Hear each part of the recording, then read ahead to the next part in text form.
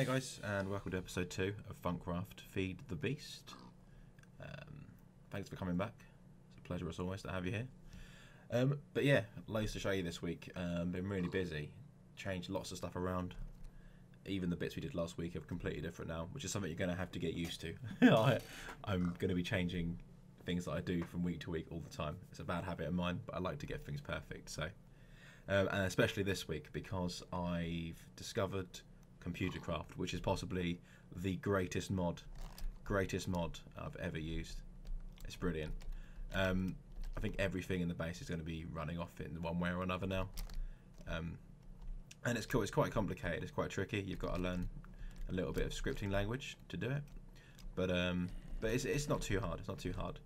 So I mean, at first glance, it looks pretty similar to what I did before, doesn't it? I mean, the only thing that's really changed is this little chap here. You can see, but actually, I've completely changed the base. So let me try and explain what we've got going on then. So this little terminal here is going to be. Oh, hello. This guy's got other ideas. Now I don't know how he spawned. That room is so well lit back there. That's the laser room. There you go. Yeah, you got me. But this room back here is, yeah, anyway, it doesn't matter.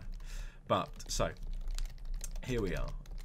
This computer here controls all of the base, or will control all of this part of the base anyway. I had to move a few things around to get this where I wanted it, so it looked like this. In fact, I'll show you that now, actually. Before, ooh, bit of experience. Before, we had the stills in here, which was making the biofuel. I just made this little design over here, which is working. It's much smaller, takes up a lot less room, works off tesseracts, and it's really good. There'll be 2 of those here eventually. That's what the second one there is for.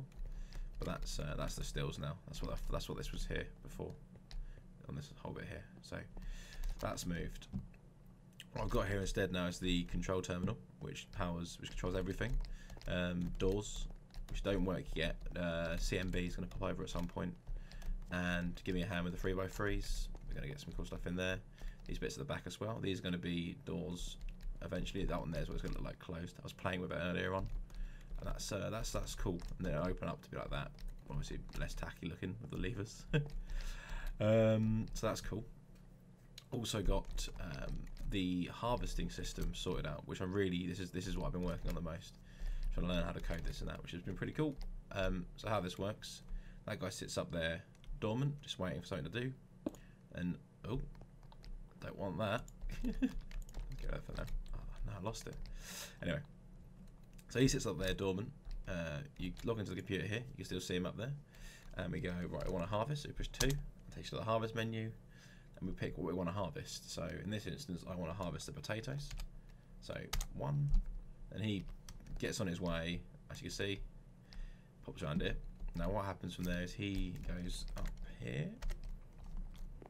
When he reaches here, he takes out of this cargo manager 3 lots of the potatoes. Once he's got 3, he's off, and he'll harvest all this. He'll put anything from this slot back into here, so next time he comes up, he's got the seeds to plant, but anything extra which will be sitting in here, that comes down the rail again, and that ends up round here in that cargo manager just there. And then obviously at some point, I've only just finished this now, getting this working, so at some point that will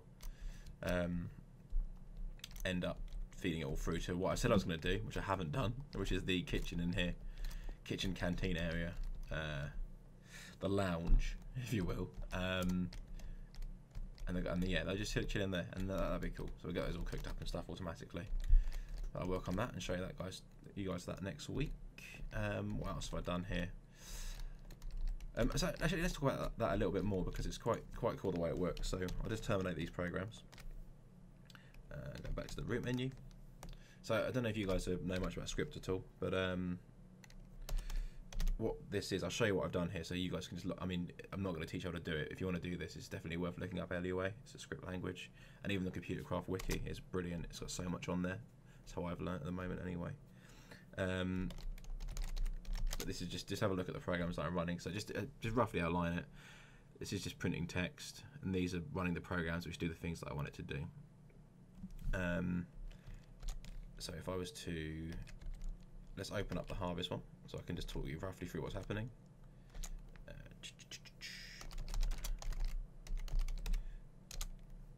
So as you can see, this is what basically, again, asking me what I want to harvest. It's taking what I've put in there, and it's determining what I've actually asked it to do, 1, 2, 3, and then here, all this does is it opens this one here, that opens the wireless signal.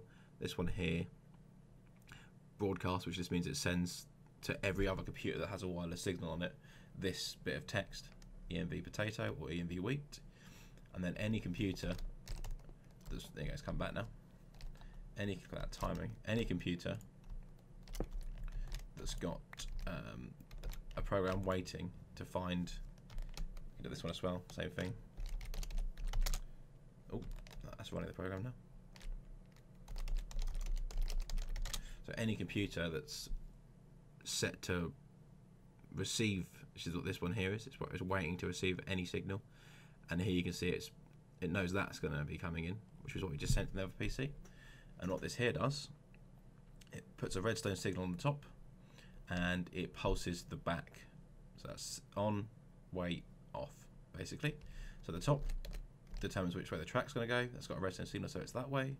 If it didn't have a redstone signal, which is the way the wheat works, it will go that way, which I haven't done yet. And obviously the back's just one of the advanced detectors.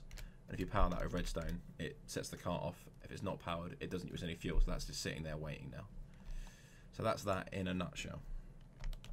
Again, if you want to learn how to do this, I might put some tutorials up there a bit more detailed, but definitely get on the wiki, definitely get a learning anyway. It's a cool language.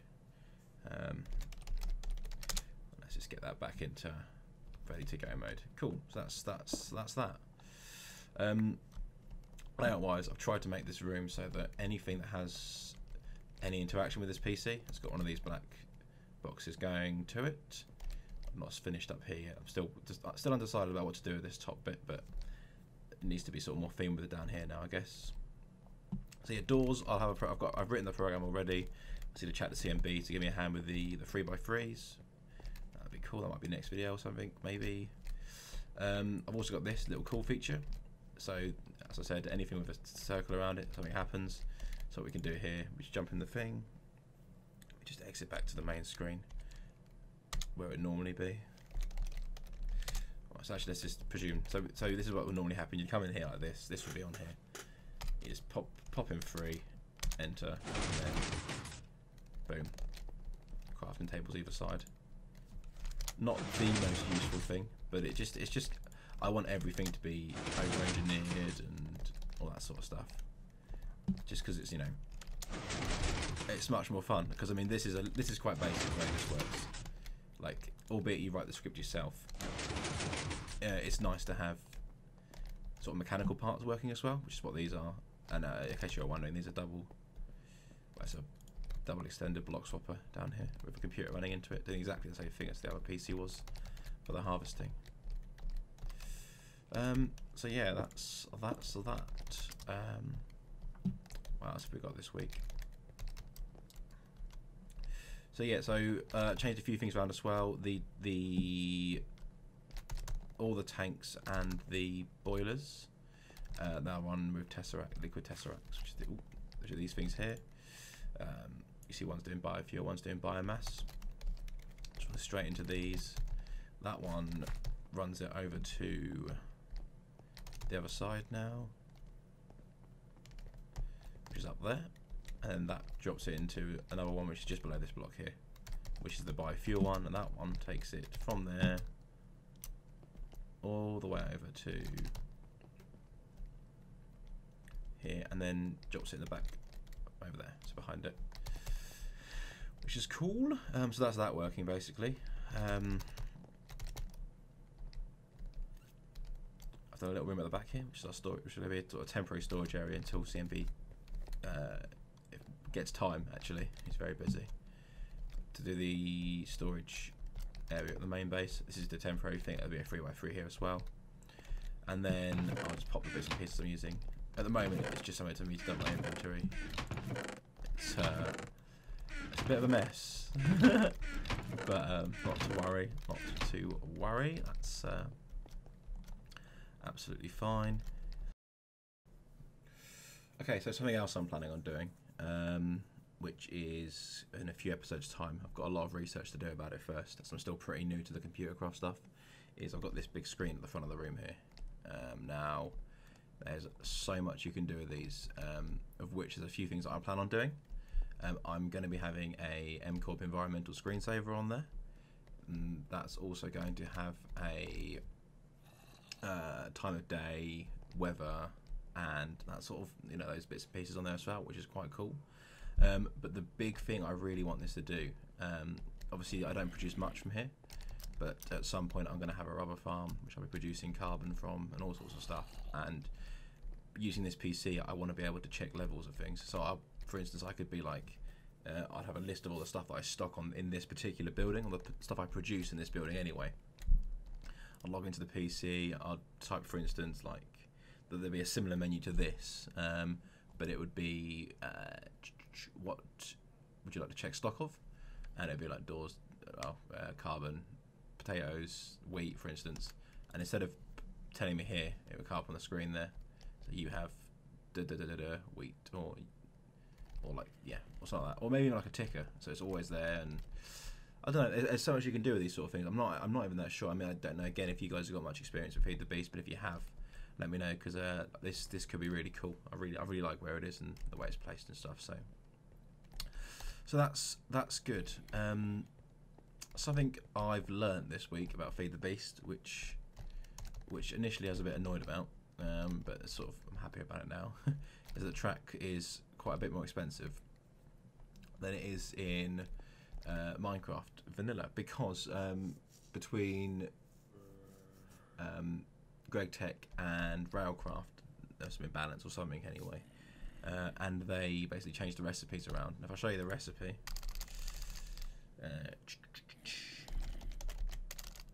where is it? Any track? So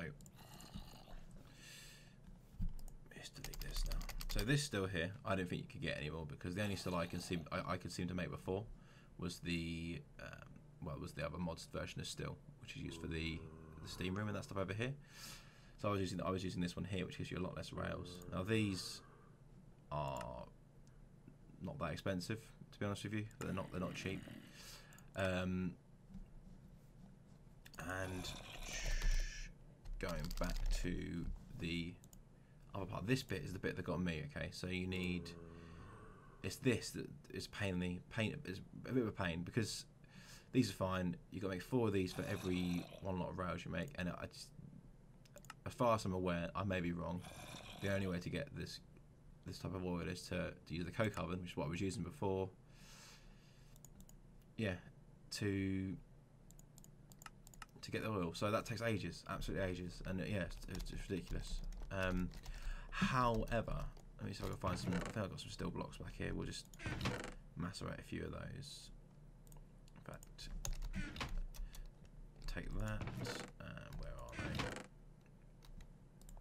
Let's have a quick. See, I could do with having some actual organisation here. It would help. Or even just before the episode, just plan it all out. But no, it's not going to happen. Not going to happen. Right. Oh, where have they gone then?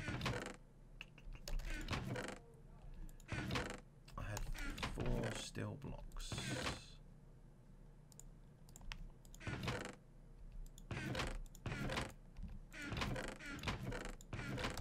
Oh well, not to worry. Anyway, so if I pump over here, I should be able to make these into steel bars. Oh no, you can't.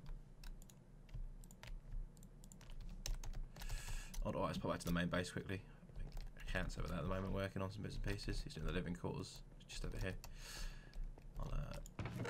If he lets me, I'll show you guys that when he's done. That should be pretty cool.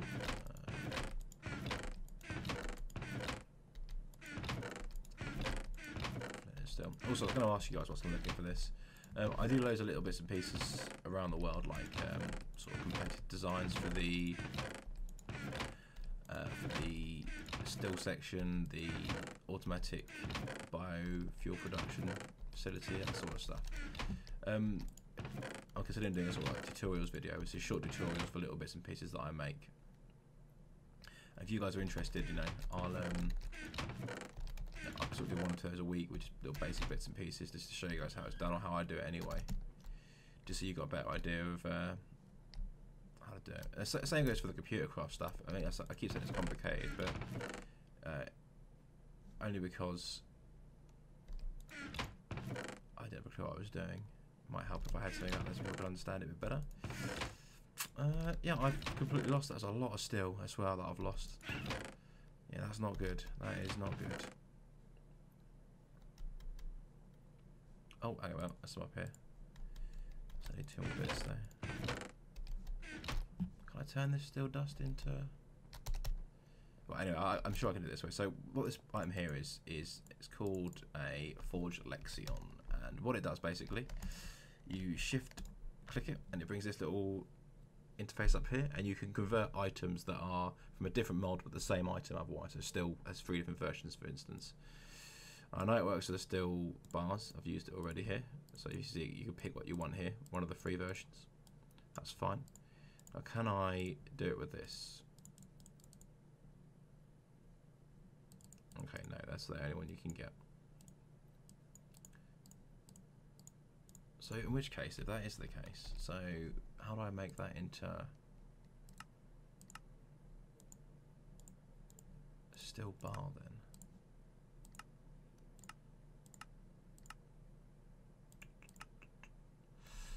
In the blast furnace. Okay, that makes sense. No, that's fine. Well, I can't do that now anyway. But just to give you an idea, you can convert using this Lexion thing. You can take the refined iron made steel that you get from a blast furnace, you pop it in here, and then you just convert it. Because this here is the steel you get from a refined iron. It's this one here, and you can just convert it to the railcraft steel, which is pretty cool. And you get 64 tracks at a time, which is what I'm using now. Which is also why I'm apparently out of steel. Which is good because I need loads of tracks at the moment, absolutely loads. Partly because I'm going to be doing this soon. This will probably be done for next episode for you guys. I'll show you this actually on camera, but because I've done the potato farm last week, I don't really want to show you guys the same thing twice. What I'm thinking about doing, which I'll probably do for next episode, or following that, is all of the 2 guys on top. I'd like them to be a bit less automated. As in, these guys always run, which is fine. That's cool. Ooh, hello. But since I've set up the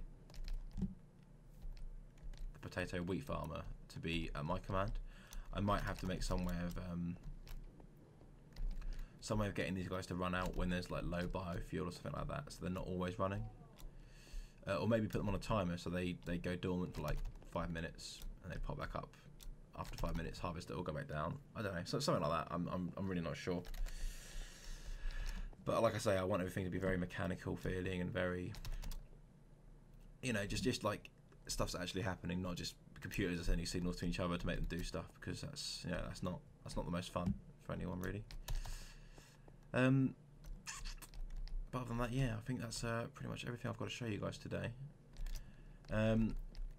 What I would like from you all actually is I want to put something here underground, possibly.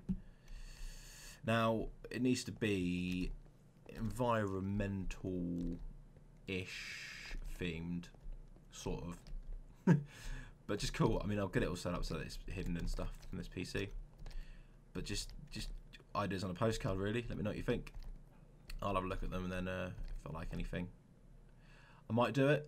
I'm not promising anything. We'll see. Let me know. But yeah, that'll do it for today. So yeah, cheers for watching, guys. Do appreciate it as always. Let me know what you think about the tutorials, about that thing there, and yeah, other than that, I'll guess I'll see you in a few days' time. Thanks again, lads. Cheers. Bye.